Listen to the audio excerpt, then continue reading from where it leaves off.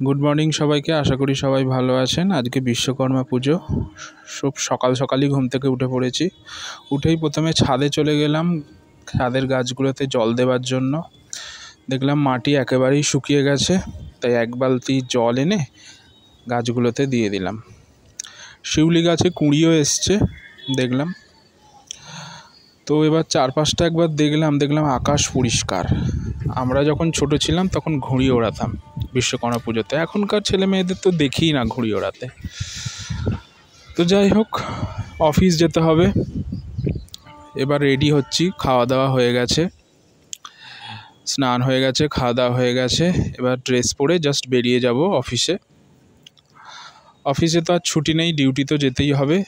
যদিও অফিসেও পুজো আছে, দেখি ওখানের পুজোটা কেমন করে সাজাচ্ছে ওরা। তো বাসে করেই যাব। বাস স্টপ অবধি যেতে গেলে আমাকে কিছুটা হেঁটে যেতে হয়। সেই রাস্তায় তো জল, এখনও জল নামেনি রাস্তা থেকে। তো যাই হোক, মোটামুটি প্যান্টটা তুলে জুতো হাতে নিয়ে বাস স্টপের দিকেই যাচ্ছি।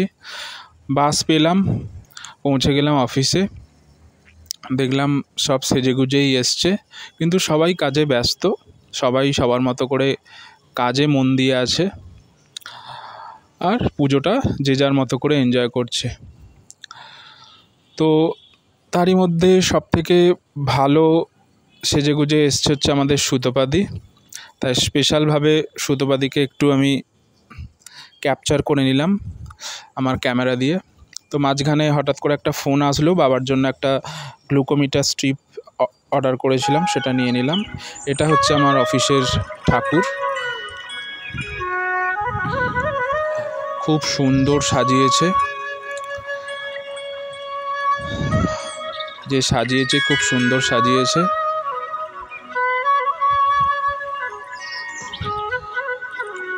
এরপরে খাওয়া দাওয়ার ব্যাপার। এরা নিশ্চয়ই খেয়ে দিয়ে ঘুমিয়ে পড়েছে।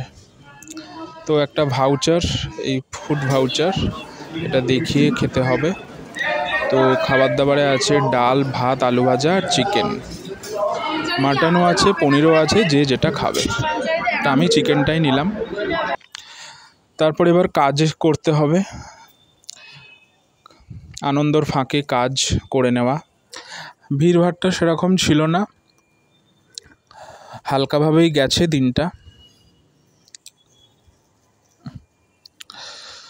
তো কাজ হয়ে গেছে, এবার বেরোবো। রাত্রির 8টা বাজে। বেরিয়ে পড়লাম, রাস্তাঘাট ফাঁকা, চারপাশ বেশ পুজো পুজো গন্ধ। বাড়ি চলে আসলাম বাসে করে, অনেক কষ্টে, ভিড়ও ছিল। গুড নাইট সবাইকে, আজকের দিনটা ভালোই কাটলো।